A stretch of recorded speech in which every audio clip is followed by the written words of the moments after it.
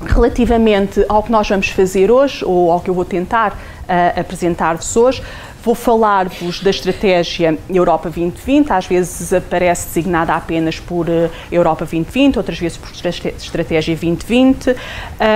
Pronto, estamos a falar sempre da mesma coisa.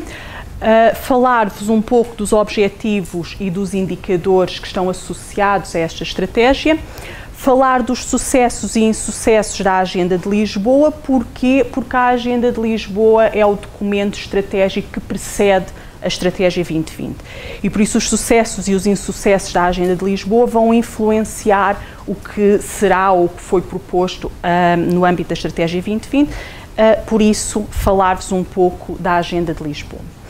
Assim sendo, relativamente à Estratégia 2020, a Estratégia 2020 surge em plena crise económica, ou seja, já tínhamos ultrapassado a ideia de que vivíamos numa crise financeira, já estávamos numa crise económica. Surge então em plena crise económica e essa crise económica tem consequências dramáticas, não será um exagero, para a Europa e para o que estava a ser o percurso dos Estados-membros. Nomeadamente, esta crise vem anular o que vem aqui referido, anos de progresso económico, mas também progresso social no espaço europeu. Tinha-se alcançado um determinado patamar de desenvolvimento económico e social que vem a ser prejudicado com a crise económica. É uma crise que também vem comprovar a interdependência entre as 27 economias dos Estados-membros, não só pelas suas relações económicas, mas também para a necessidade de elas se articularem na proposta de soluções.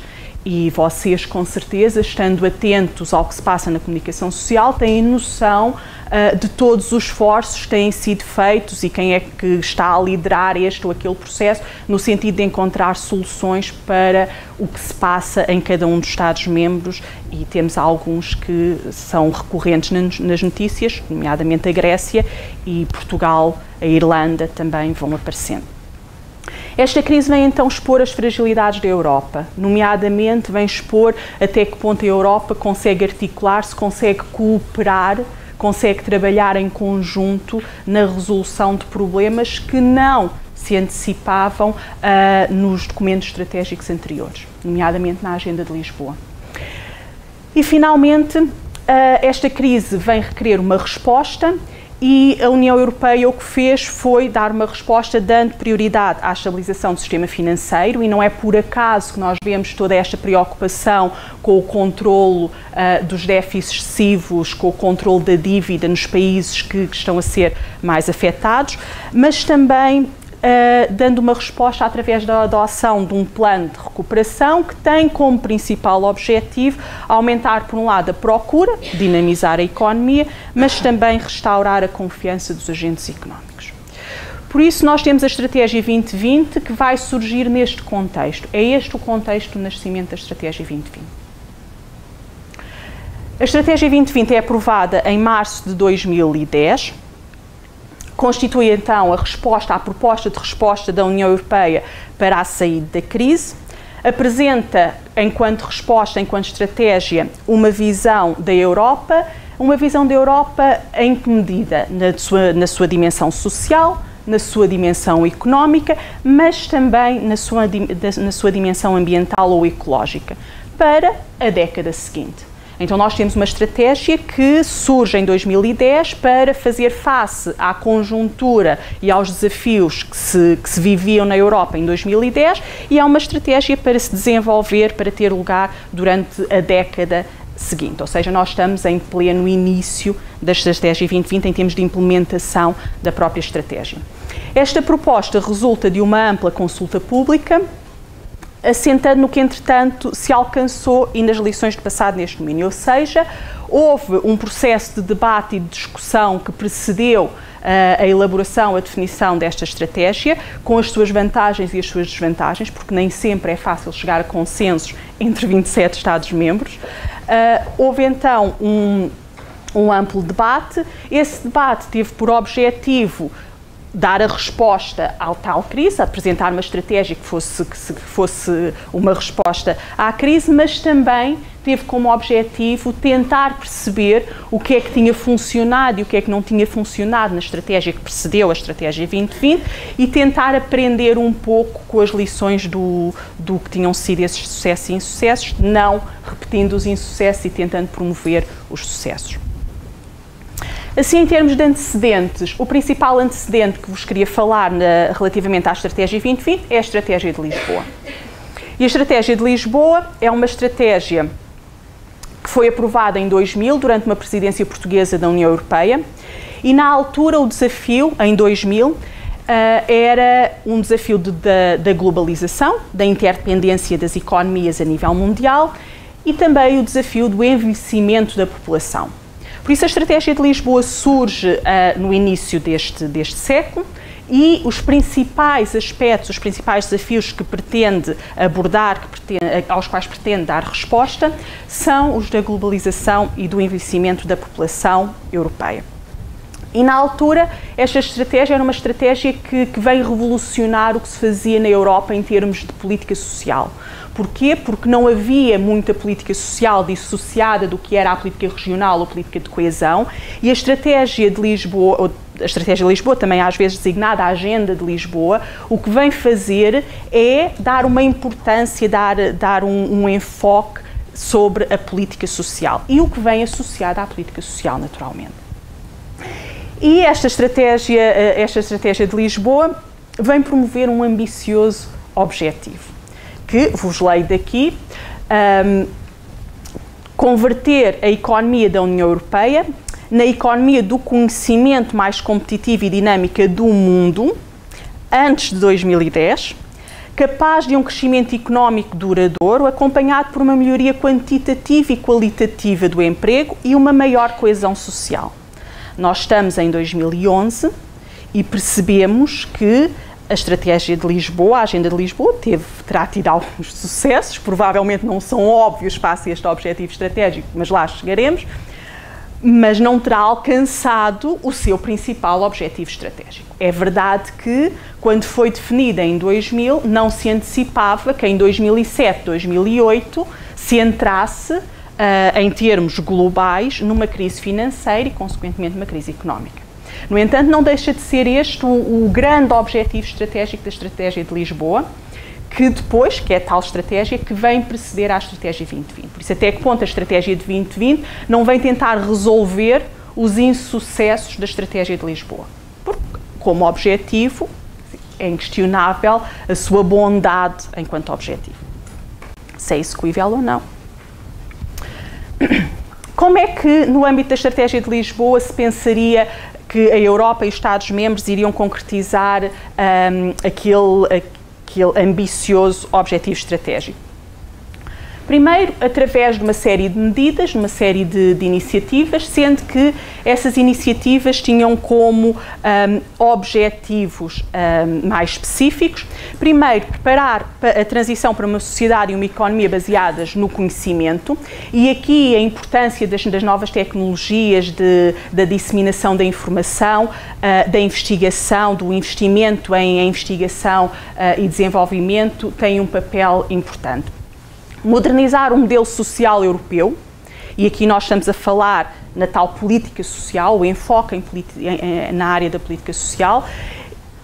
Em que medida? Bom, através do investimento nos recursos humanos, mas também através de uma luta contra a exclusão, ou seja, era uma estratégia que defendia uma modernização do modelo social europeu, promovendo o investimento dos recursos humanos, promovendo as pessoas, e, no âmbito dessa promoção das pessoas, promovendo a inclusão das pessoas, a participação das pessoas e a garantia de uma igualdade de oportunidades no acesso a uma série de domínios importantes. Finalmente, tinha como objetivo o sucesso da estratégia passaria por sustentar sãs perspectivas económicas e previsões favoráveis de crescimento. E isso dependeria de uma combinação adequada de políticas macroeconómicas. Sendo que nós, a nível da União Europeia, temos uma série de políticas que são de âmbito comunitário e depois temos outras, também macroeconómicas, de âmbito nacional. Ainda no âmbito dos antecedentes da Estratégia 2020 e no seguimento da Estratégia de Lisboa, em 2001, no ano imediatamente a seguir à sua aprovação, houve um Conselho Europeu em Gotemburgo, em que foi adicionado, no seguimento desse Conselho, nas conclusões desse Conselho, foi adicionada uma dimensão ecológica à Estratégia de Lisboa. Ou seja, foi defendida uma maior preocupação com as questões ambientais. Então introduziu-se o meio ambiente na Estratégia de Lisboa. E esta dimensão vem destacada na própria elaboração de políticas. Porquê? Porque se propõe que as políticas sejam examinadas de uma maneira coordenada e sejam examinadas no que diz respeito às suas consequências económicas, sociais e ecológicas. Ou seja, passa-se a olhar para as políticas comunitárias e a avaliar as políticas comunitárias tendo em conta todas estas dimensões, não só os seus efeitos em termos económicos e em termos sociais, mas também os seus efeitos em termos ambientais. Esta é uma forma de introduzir esta preocupação ambiental e de lhe dar importância. Estas três dimensões, então, económica, social, ecológica ou ambiental, constituem conjuntamente o que se designa de crescimento sustentável. E porquê é que eu vos trago aqui esta questão de crescimento sustentável? Porque vocês vão ter um workshop no futuro, se estiverem inscritos nos próximos workshops, em que se vai exatamente abordar a questão do crescimento sustentável. Em 2005, ou seja, em metade do período para o qual deveria vigorar a Estratégia de Lisboa, em 2005, no seguimento de uma avaliação intercalar, é proposta uma revisão da Estratégia de Lisboa. E então nós passamos a ter aquilo que por vezes vem designado por Estratégia de Lisboa renovada. E o que é essa Estratégia de Lisboa renovada, ou no que é que se distingue esta Estratégia de Lisboa renovada da anterior? Bom, basicamente passa a incorporar uma parceria para o crescimento e o emprego, privilegiando a promoção do crescimento sustentável, a competitividade e o emprego no âmbito da concretização da política de coesão. Ou seja, passa-se a dar no âmbito da política de coesão, da política regional e mais especificamente da política de coesão, uma maior importância, uma maior ênfase nas questões do emprego e do crescimento. Esta parceria, quando se fala aqui em parceria, está-se a falar numa parceria entre quem? Por um lado, as instituições europeias, por outro lado, os governos nacionais. E esta parceria, no que diz respeito à promoção destes dois objetivos, ou de colocar um ênfase no emprego e no crescimento sustentável, acaba por se refletir na própria estrutura de governação que é introduzida na estratégia. E a estrutura de governação não é mais do que a articulação entre responsabilidades e competências, quer das instituições europeias, por um lado, quer dos Estados-membros. Vem clarificar então um pouco a quem é que compete fazer o quê. Estes antecedentes são importantes porque, se nós olharmos para as prioridades e para as orientações no âmbito da Estratégia de Lisboa, em particular no âmbito da Estratégia de Lisboa renovada, nós facilmente compreendemos a importância da Estratégia de Lisboa e porque é que se diz que a Estratégia de Lisboa foi o que antecedeu a Estratégia 2020. Porque algumas das prioridades na Estratégia de Lisboa têm a ver com o reforço da capacidade de atração dos Estados-membros, das regiões e das cidades, ou seja, da captação por parte dessas dimensões geográficas de atividade económica, de população, ou seja, através do seu dinamismo, como é que elas vão criar uma atividade dinâmica. A promoção da inovação, e aqui temos mais uma vez a importância das novas tecnologias da informação, mas da inovação, mas não só aqui associada a um espírito empresarial. Ou seja, aquela ideia do empreendedorismo, mais um tema de um futuro workshop, e do crescimento da economia do conhecimento. Finalmente, uma das prioridades destacam a importância da criação de mais e melhores empregos. O que, dada a conjuntura e mesmo atendendo aos últimos dados relativamente ao desemprego, acabamos por ver que estes objetivos são ainda mais importantes hoje do que eram na altura da Estratégia de Lisboa ou da Estratégia de Lisboa renovada.